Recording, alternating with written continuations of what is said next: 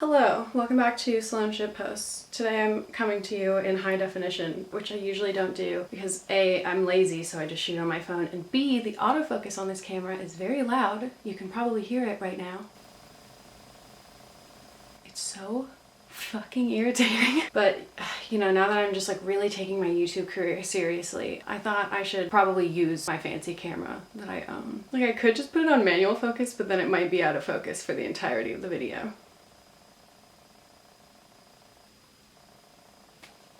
Okay, I switched it to manual. Hopefully I'm in focus right now. So today I thought it would be funny to just list all the people that I have a crush on because I know everybody's in quarantine being super horny on everybody's timelines. Haven't you seen that like bonk go to horny jail meme? There's so many people just thirst tweeting about people who aren't even fucking hot. So here's a list of Sloane approved people to have crushes on that won't land you in horny jail.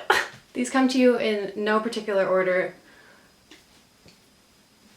Okay, let's begin with Daniel Day-Kim. I've been watching Lost for the first time, and first of all, what a whack show. It doesn't make any sense. But Daniel Day-Kim, I could look at him forever. He's so beautiful. He's so fucking beautiful. And if you disagree with me, you're wrong. I saw a tweet a while ago that was just talking about how like every person who had a giant crush on Darren Criss back in the day is gay now, and like I don't know why this is such a shared experience, but like I had the biggest crush on AVPM era Darren Criss, and I can't not mention him. Like I think that would be unfair to not mention him in a list of my crushes. He's beautiful, he can sing. What more do you want?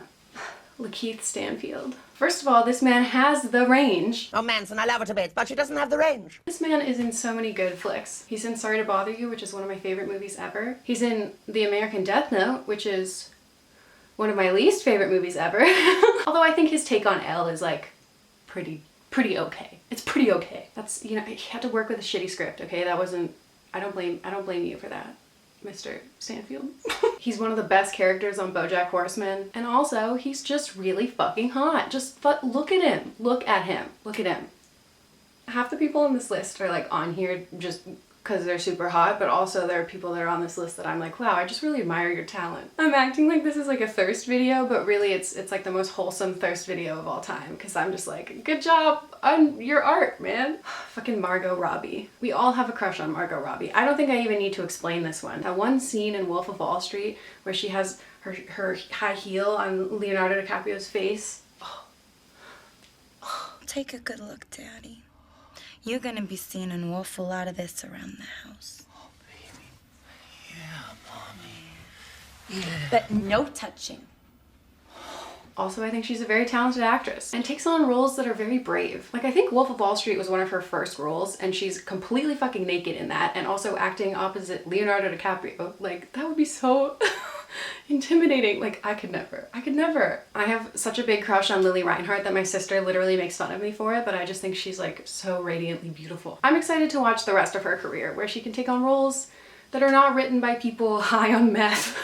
Oh, this is a random one. So my entire childhood, I fucking loved the movie Ferris Bueller's Day Off. I watched it a million times. I had the biggest crush on Ferris Bueller. In retrospect, I also had a crush on Sloane / wanted to be her. But at the time, you know, I was a child. I didn't quite realize the depths of my bisexuality yet. But I tried to watch it recently, like, I don't, maybe a year ago I started trying to watch it. I couldn't watch it because I realized that one of my exes looks so much like Matthew Broderick, and my name is Sloane. We dated in high school, and like he acted like Ferris Bueller, and like I lived I lived my childhood crush out, which I mean I guess we all want to do, but anyway, I can't watch that movie ever again.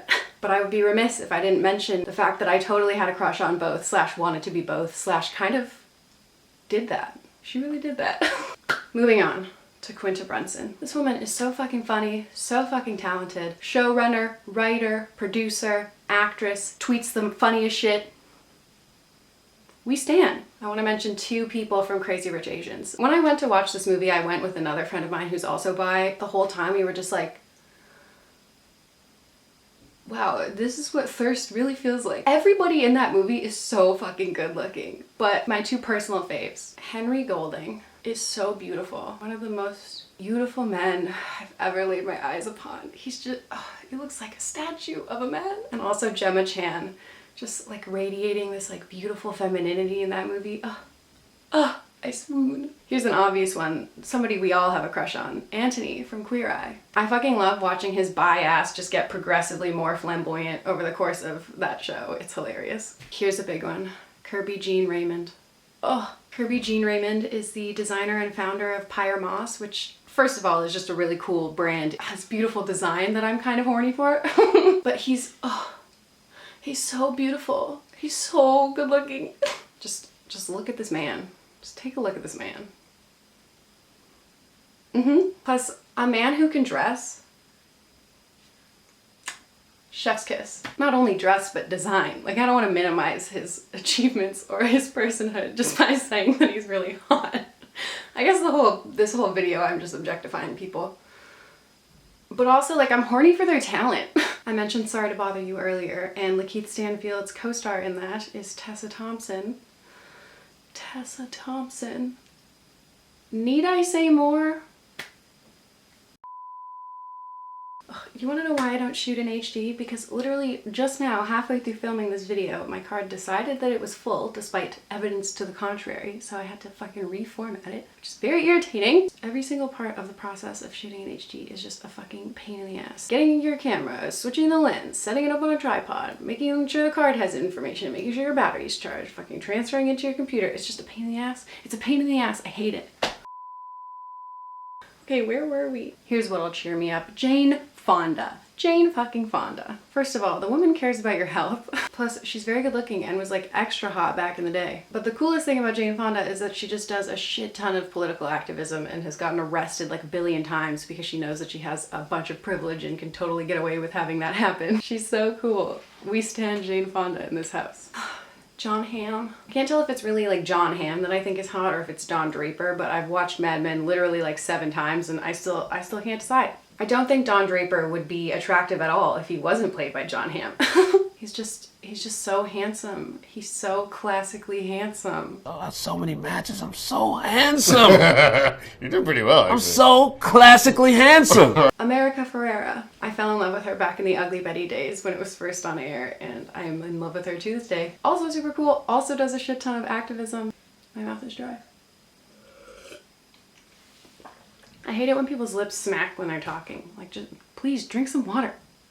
I'm begging you. Okay, I know people either love Timothee Chalamet or they want him dead and just are filled with like deep vitriol for him, but personally I think he's very hot. I am, however, going to stipulate that it's Timothee Chalamet and Armie Hammer together in Call Me By Your Name is like, whew, whew, whew. Like that's the horniest movie maybe ever made. I love that movie. It's so beautiful and they're both so handsome and they have so much chemistry and they're both very good actors and everything about the movie is perfect and maybe I have a crush on the movie. Semi-related to Timothee Chalamet? Oh, not related, but like like a related thought. His girlfriend is Lily Rose Depp. She's so beautiful. She's so beautiful. I can't tell though if I like have a crush on her or if I just want to look like her. When you're attracted to people of the same gender as you, sometimes you have this issue. Like, oh, she's supremely beautiful. I mean, she looks just like her mom, who is also beautiful, but like, oh, we've come to the end of my list.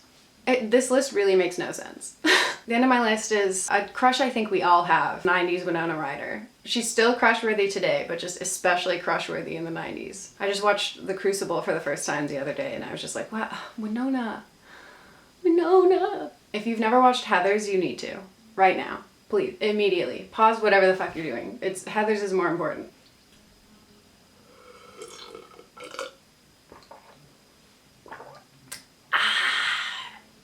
Needed to quench my thirst.